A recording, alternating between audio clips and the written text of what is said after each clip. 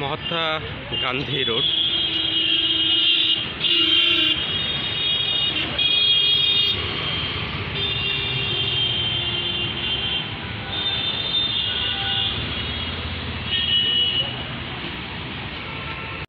হাওড়া সেতু বা হাওড়া ব্রিজ কলকাতার হাওড়া ব্রিজ। সরকারি নাম রবীন্দ্র সেতু হুগলি নদীর উপর অবস্থিত কলকাতা ও হাওড়া শহরের মধ্যে সংযোগকারী সেতুগুলির মধ্যে অন্যতম।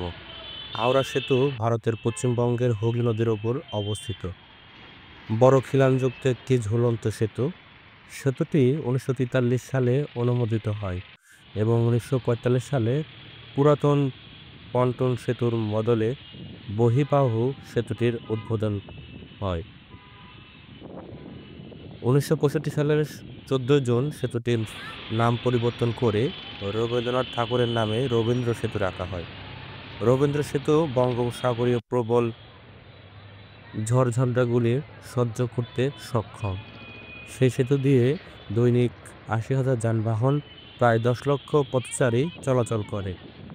এই জাতীয় সেতুগুলির মধ্যে রবীন্দ্র সেতু বিশ্বের ষষ্ঠ বৃহত্তম।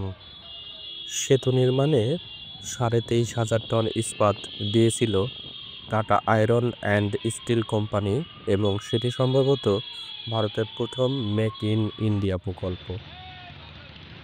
1937-এ ব্রিজ তৈরি শুরু হয়। কাজ শেষ হয় 1942-এর অগাস্টে। 1943-এর 3রা ফেব্রুয়ারিতে তা জনসাধারণের জন্য খুলে দেওয়া হয়। কলকাতা ও হাওড়া জেলার মধ্যে চলাচলের ক্ষেত্রে হাওড়া ব্রিজ একটি অন্যতম গুরুত্বপূর্ণ ভূমিকা পালন করে। প্রতিদিন ব্রিজটির উপর দিয়ে প্রায় 1.5 লক্ষ মানুষ বা পথযাত্রী এবং 1 লক্ষ গাড়ি চলাচল করে থাকে। হাওড়া ব্রিজ দেখতে কিভাবে যাবেন?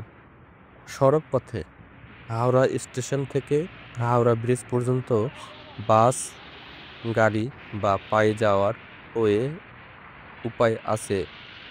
যাত্রা ওভারভিউ হাওড়া স্টেশন থেকে হাওড়া ব্রিজ প্রায় 1 মিনিট সময় নেয়। বাসে অর্থ প্রদানের প্রত্যাশা 16 রুপি থেকে 23 রুপি। হাওড়া স্টেশন থেকে হাওড়া ব্রিজ প্রায় 1 মিনিট সময় নেয়। গাড়িতে 610 মিটার। আনুমানিক জ্বালানি খরচ 5 থেকে 7 রুপি। হাওড়া স্টেশন থেকে হাওড়া ব্রিজ 420 মিটার থেকে প্রায় 5 মিনিট সময় নেয় হেঁটে যেতে। কলকাতার একটি iconic landmark Howrah bridge Hooghly নদীর উপর একটি বিশাল ইস্পাত সেতু। এটিকে বিশ্বের দীর্ঘতম ক্যান্টিলিভার সেতু হিসেবে বিবেচনা করা হয়। রবীন্দ্র সেতু নামেও পরিচিত।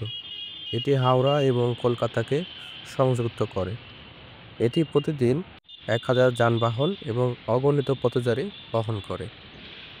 বাণিজ্যিক সুবিধার স্বার্থেই হাওড়া ব্রিজ নির্মাণের পরিকল্পনা করেছিল ইংরেজরা। প্রথমে তা ব্যবহার করা হতো বাণিজ্যিক কারণেই। মালবাহী গাড়ি